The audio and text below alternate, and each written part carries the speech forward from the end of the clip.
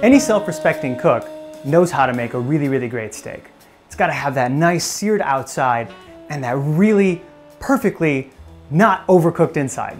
This is the kind of thing that I cook for someone when they first come over to my house, because I need to know some things about them. Like, 1, do they eat meat? 2, do they like their meat with a nice glass of red wine? 3, if they don't, there's no fucking way I'm gonna get along with them, because this is like all I do all the time. It's like entertainment, Friday, Saturday, Monday, Tuesday, Friday. So what I have here is a nice, delicious, big piece of sirloin, which is a very wonderful, lean piece of meat. Now, there's a little bit of marbling in here, but mostly it's gonna be a very like heavy protein one, not that like super luscious ribeye style. Contrary to popular belief, one does not actually need to stick a steak in the oven to finish it. There's this really, really great stovetop method. You're gonna do like 2 minutes on high on one side. You're gonna flip it and do 2 minutes on high on the other side. And then you're gonna turn the heat down to like mid-high, and you're just gonna alternate like 1 to 2 minutes each side until it passes the poke test. Put your cast iron on high and let that heat up. It's not gonna be ready until it's smoking, literally. Important tip here, the pan is now smoking hot, just about ready to put the steak on. Don't salt the steak until your pan is hot. Hit it with some olive oil, right? Rub, rub, rub. Lots of salt, okay? Don't fuck around. This is not something to under-season. It's also a huge piece of meat, so like, it's gonna need a lot of salt. And now the pan is smoking. Hit it with a little bit of oil. Grab your dino-sized steak and just lay it in there carefully so you don't get hit with oil. Oh. And quickly hit the other side with some oil. Hot, hot, hot, hot, hot. And then some salt as well. And this is just gonna go for 2 minutes on this side. And then we'll flip ski. I see the beginnings of some nice caramelization on there. So I'm just gonna go ahead and give this a flip. It's gonna have plenty of time to crisp up into its perfection. 2 minutes. Very nice, very nice. I'm gonna reflip the steak. So the first big sear is done. I'm gonna turn this down to about mid-high. And 2 more minutes here. I'm gonna reflip, 2 minutes, reflip. And we're basically just gonna alternate that until it pokes right. And this can honestly take anywhere from like 4 more minutes, or I think with this steak, because it's kind of a big fucker, probably more like 6 or 8. So total time, somewhere between like 8 and 14 minutes. So this side, I'm not really gonna wanna cook much more.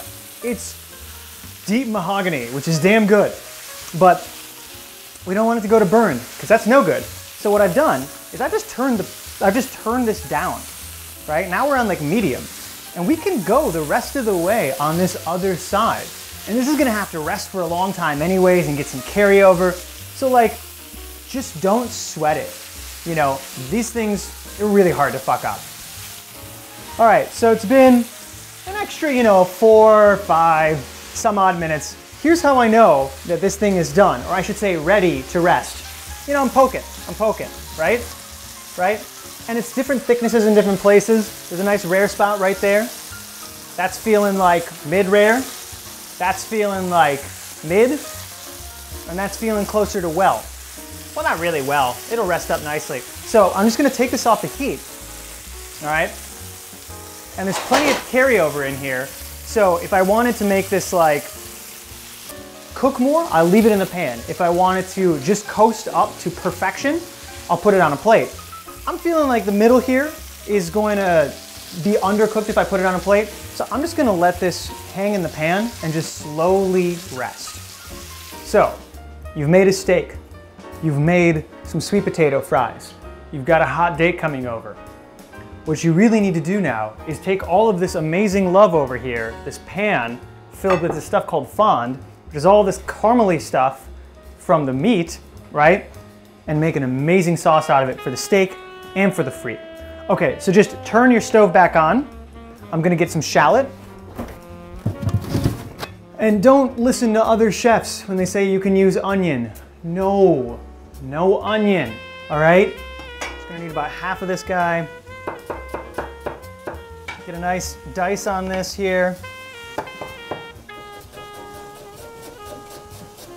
So now just very quickly toss this into the pan. Oh, delicious. Wonderful. And then take your tongs or whatever else you got. Scrape it up. Oh yeah. This smells ridiculous. Oh man, it's about to get really disgusting. Next thing, we're gonna deglaze. This is some Bordeaux. It's really good. It's Merlot forward and light-bodied and wonderful. Hit it.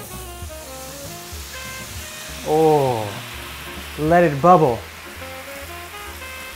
right, so let the alcohol evaporate off a little bit. And the next thing you can do is, since you've been resting your steak, you're gonna take this bloody, salty pool of amazing flavor and put it in the sauce, just like this. Right? You can save a little bit for your steak, whatever. And now we're just gonna let this kind of cook together for, not long at all. It's pretty fast. So this sauce has really already come together. I'm just going to quickly take a taste. I wanna make sure it's not unsalty. Oh, that's good. All right, turn it off.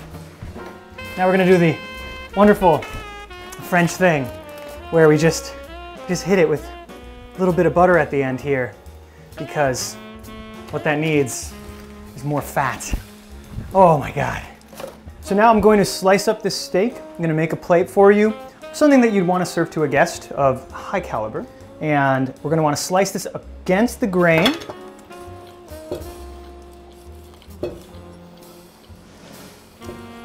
So just gingerly make these slices across. Oh man, this is so beautiful. Okay, so now you got this really nice pile of meat. Just grab that all with your knife, put it down on this plate here, kind of fanned out. Grab a little pile of these hell yeah frites. Throw that down here. And then I'm gonna grab that magic sauce over here. Just gonna put this over, like so. And this beats the hell out of going out to some bistro and paying $30 for this. Now I also have this nice bottle of wine. This whole thing costs way less than $30 for two. Oh man, a little parsley. Very fine, very finely diced. Parsley. There you have it. So good. So good. Oh my God.